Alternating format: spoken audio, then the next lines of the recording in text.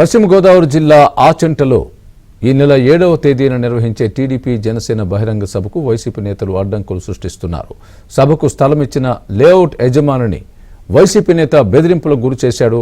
దీంతో ఈ విషయాన్ని రియల్ ఎస్టేట్ యజమాని టీడీపీ నేతల దృష్టికి తీసుకువచ్చారు. అధికార దాహంతోనే వైసీపీ ఎమ్మెల్యే బెదిరింపులకు పాల్పడుతున్నారని జనసేన టీడీపీ నేతలు మండిపడుతున్నారు.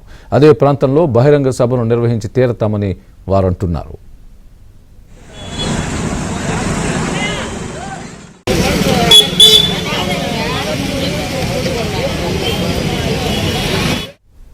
ఇదే అంశానికి సంబంధించి పూర్తి అప్డేట్ మా ప్రతినిధి రాంబాబు చెప్తారు.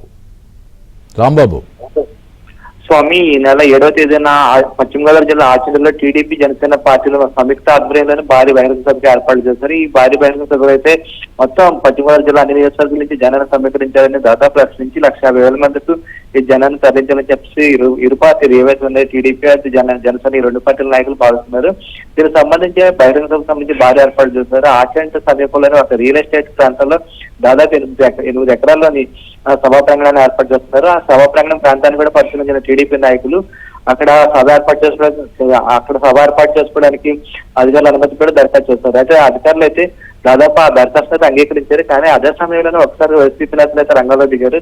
ముఖ్యంగా నియోజకవర్గం సంబంధించిన ఒక నేత అయితే రంగంలో దిగి బహిరంగ సభకు అనుమతులు లేకుండా ఉండడానికి అయితే ప్రయత్నాలు చేపట్టారు. అంతేకాకుండా ఆ బహిరంగ సభ ఏర్పాటు చేసిన రియల్ ఎస్టేట్ బహిరంగ సభ ఏర్పాటు చేసిన స్థలం ఒక రియల్ ఎస్టేట్ కు సంబంధించిన యజమాని.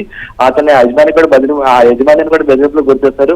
అసలు ఎందుకు ఆ స్థలాన్ని వాళ్ళకి ఇచ్చావు, ఆ స్థలానికి ఇచ్చావు కాబట్టి నీ మీద కేసులు పెడతాము, అంతేకాకుండా మీకు పెనాల్టీలు వేస్తామని చెప్పేసి ఆ ముఖ్య ప్రజాప్రతినిధులు అయితే ఆ రియల్ ఎస్టేట్ యజమాని బెదిరించడం జరిగింది. దాంతో ఒకసారిగా యజమాని రియల్టర్ ఒకసారి బెదిరిపోయాడు. దాంతో ఆయన టీడీపీ నేతల దగ్గరికి వెళ్ళి తను కూడా ఆయన టీడీపీ నేతలకు వెళ్ళబోసుకున్నాడు. అదే సమయంలో వైసీపీ ముఖ్య ప్రజాప్రతినిధులు ఎవరైతే ఉన్నారో అతను విజిలెన్స్ అధికారులు కూడా ఒక రంగంలో దింపాడు.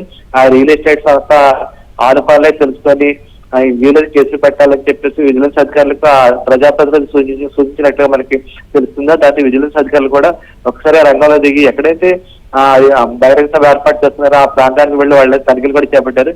ఈ విషయం తెలుసుకున్న టీడీపీ నాయకులు అయితే అక్కడికి వెళ్ళారు. అక్కడికి వెళ్ళి విజిలెన్స్ అధికారులతో చర్చించడం జరిగింది. ఇది అంతేకాకుండా రాజకీయాలు ఎప్పుడు ఒకేలా ఉండడం రాబోయేది మా ప్రభుత్వం, ఈసారి కానీ ప్రభుత్వం వస్తే మీ అందరూ తెలుస్తాం, మేము ఖచ్చితంగా మీ మీద చర్య తీసుకుంటామని చెప్పేసి టీడీపీ నాయకులు గట్టిగా వీళ్ళని విజిలెన్స్ అధికారులు హెచ్చరించడంతో విజిలెన్స్ అధికారులు వెనక్కి తగ్గారు. అంతేకాకుండా సభ కూడా అనుమతులు వచ్చేలా చూస్తామని చెప్పేసి ఇతర అధికారులు కూడా చెప్పడం జరిగింది. కానీ ఆ ముఖ్య ప్రజాప్రతినిధులు ఎవరైతే ఉన్నారో అతను మాత్రం ఖచ్చితంగా సభ జరుపుకొని ఉండడానికి అయితే అన్ని చర్యలు తీసుకున్నట్లుగా తన పార్టీ వర్గాల దగ్గర సన్నిహితుల దగ్గర చెబుతున్నట్టుగా మనకి తెలుస్తుంది.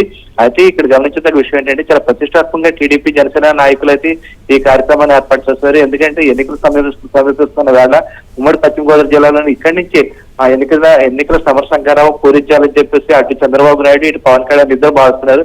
ఈ నేపథ్యంలోని ఈ బహిరంగ సభకు ఇద్దరు నాయకులు చంద్రబాబు నాయుడు పవన్ కళ్యాణ్ ఇద్దరు వస్తున్నారు.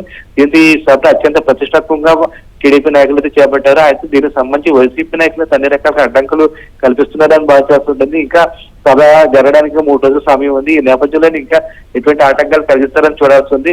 ముఖ్యంగా ఆ నియోజకవర్గం సంబంధించిన ప్రజాప్రతినిధి ఈ ఆటంకాలన్నీ కల్పిస్తున్నట్లు స్వయంగా అక్కడ టీడీపీ నాయకులు అయితే చెప్తున్నారు.